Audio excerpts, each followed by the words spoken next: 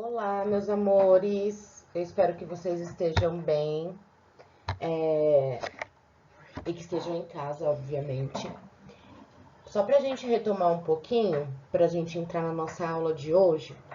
A aula passada, que foi a aula 7, antes da recuperação, nós trabalhamos um pouquinho com frações equivalentes, né? Que são frações que representam a mesma parte, que representam o mesmo número. E agora nós vamos usar esse conceito de frações equivalentes para estudarmos, para reduzir duas frações ou mais, tá? Vocês podem fazer isso com mais de duas frações, ao mesmo denominador. Professora, o que é isso? Calma, vamos retomar. Primeiro a gente precisa lembrar que o numerador de uma fração é o número que vai em cima e o denominador é o número que vai embaixo, tá? Só conceituando. Denominador, que é o número de baixo, é em quantas partes eu dividi. E o numerador, que é o que vai em cima, são quantas partes eu estou considerando. Então, vamos observar o primeiro exemplo aqui.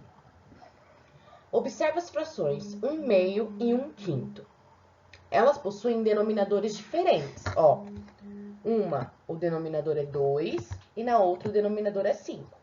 Tá? Isso significa que na primeira fração eu dividi em duas partes e estou considerando uma. Na segunda fração eu dividi em 5 partes e estou considerando uma.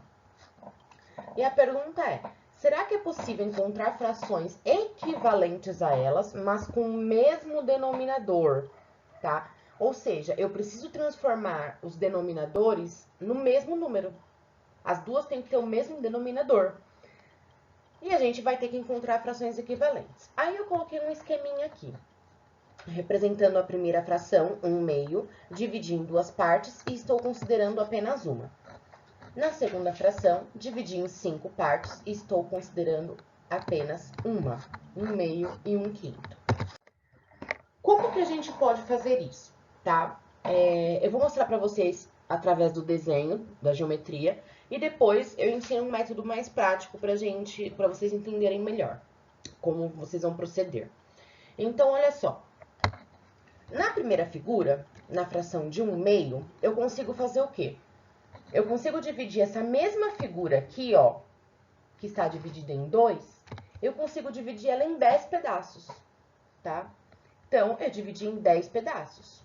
Só que eu tenho que pegar metade dela, certo? Então, eu continuo pintando apenas a metade. Aqui, ó, nessa de cima, nessa aqui, eu dividi em duas partes e pintei metade, pintei uma. Aqui, eu dividi em 10 partes e pintei 5, que é metade de 10, tá? Na segunda figura, eu também consigo dividi-la em 10 partes. Em vez de dividir em 5, eu divido em 10. Só que, se na primeira figura eu peguei uma parte, na segunda figura eu vou pegar duas partes, essa e essa daqui. Professora, mas da onde você conseguiu tirar esse 2 aí em cima? E esse 5? Olha, vamos lá. Vamos observar aqui. O denominador, eu consegui transformar para 10, tá? Então, ao invés de ser 2, o meu denominador vai ser 10. Se eu fizer 2 vezes o 5, eu chego no 10 que eu preciso aqui. 2 vezes 5, 10. Só que tudo que eu faço embaixo, eu também tenho que fazer em cima. Tudo que eu faço com o denominador, eu também tenho que fazer com o numerador. Então, se o denominador eu multipliquei por 5, o numerador aqui em cima, eu também tenho que multiplicar por 5. Então, 1 vezes o 5 vai dar 5. Então, eu chego na fração 5 décimos. No segundo exemplo aqui, na segunda fração, ó, do 5 para o 10, eu multiplico por 2. 5 vezes 2 vai dar 10. Tudo que eu faço com o denominador, eu também tenho que fazer com o numerador, porque eu estou representando o mesmo número, só com uma fração equivalente. Então, em cima, eu também multiplico por 2. 1 vezes 2, 2. E aí, a gente chega na fração 2 décimos. Então, o que a gente conseguiu fazer aqui?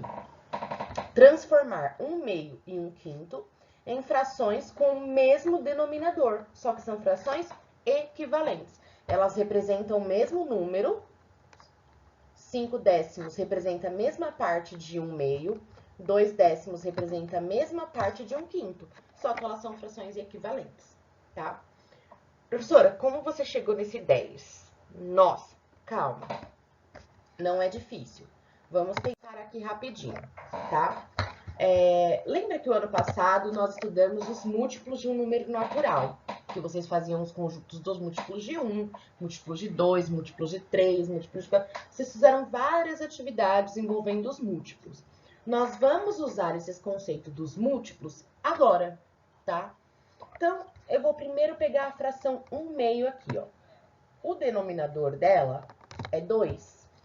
Então, eu vou aqui no cantinho e vou fazer os múltiplos de 2. Minha letra é muito linda aqui, horrível. Tá. Quem são os múltiplos de 2? Eu não considero zero. O zero é múltiplo de 2 também. O zero é múltiplo de todos os números. Mas a gente não vai começar por ele, a gente começa sempre pelo 2. Então, 2 é múltiplo de 2, 4, 6, 8, 10, 12, e assim infinitamente. Lembra que nós trabalhamos que o conjunto dos múltiplos não tem fim, ele é infinito, tá? Fiz aqui o conjunto dos múltiplos de 2, que nada mais é do que contar de 2 em 2, tá? Agora, eu vou até pegar outra cor aqui. Eu vou... A fração 1/5, o denominador é 5. Então, eu vou aqui no cantinho e vou encontrar os múltiplos de 5, o conjunto dos múltiplos de 5, que nada mais é do que contar de 5 em 5, começando pelo próprio 5, tá? Então, 5, 10, 15, 20, e assim também infinitamente. O conjunto dos múltiplos não tem fim, tá? Fiz os múltiplos de 2 e fiz os múltiplos de 5. Agora eu vou aqui procurar, nesses múltiplos, o menor número que eles têm em comum, ou seja, o menor número que aparece nos dois. Inclusive, nós estudamos isso ano passado, o menor múltiplo comum, tá? A gente só tá retomando aqui esse conceito. O menor número que eles têm em comum, ó, o 2 não aparece aqui embaixo nos múltiplos de 5.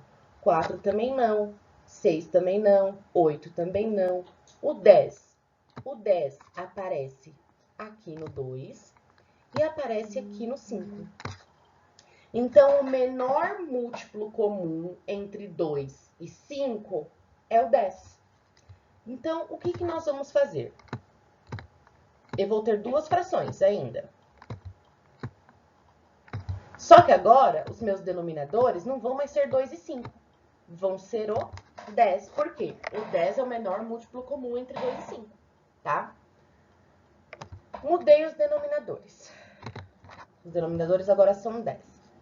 Aí eu vou pensar, ó, primeiro essa fração que eu pintei de vermelhinho aqui. Do 2, para eu chegar ao 10, eu multiplico por 5. 2 vezes 5, 10. Tudo que eu faço com o denominador, eu também tenho que fazer com o numerador. Então, aqui em cima, o 1, eu também vou multiplicar por 5. 1 vezes o 5 vai dar 5. Cheguei na fração de 5 décimos. 5 décimos representa a mesma parte de 1/2. Representa a mesma coisa que 1/2, tá? Vou agora para a segunda fração. Do 5, perdão.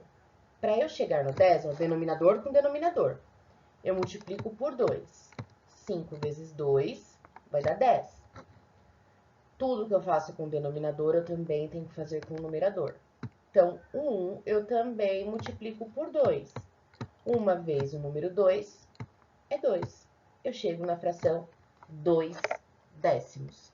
Então, 2 décimos representa a mesma parte, representa o mesmo número de 1/5. São frações equivalentes. O mesmo conceito vale para 1/2 e 5 décimos. nós reduzimos as duas frações ao mesmo denominador, utilizando os conceitos de múltiplos de número natural, menor múltiplo comum e frações equivalentes, que são três conceitos que nós já estudamos, tá? Trouxe um segundo exemplo aqui, nós vamos fazer o mesmo processo, com 3/4 e 5/6, tá? 3/4, o denominador é 4, então eu vou aqui no cantinho e vou fazer os múltiplos de 4. Começando pelo 4, eu vou contar de 4 em 4, tá? Bem simples. Então, 4, 8,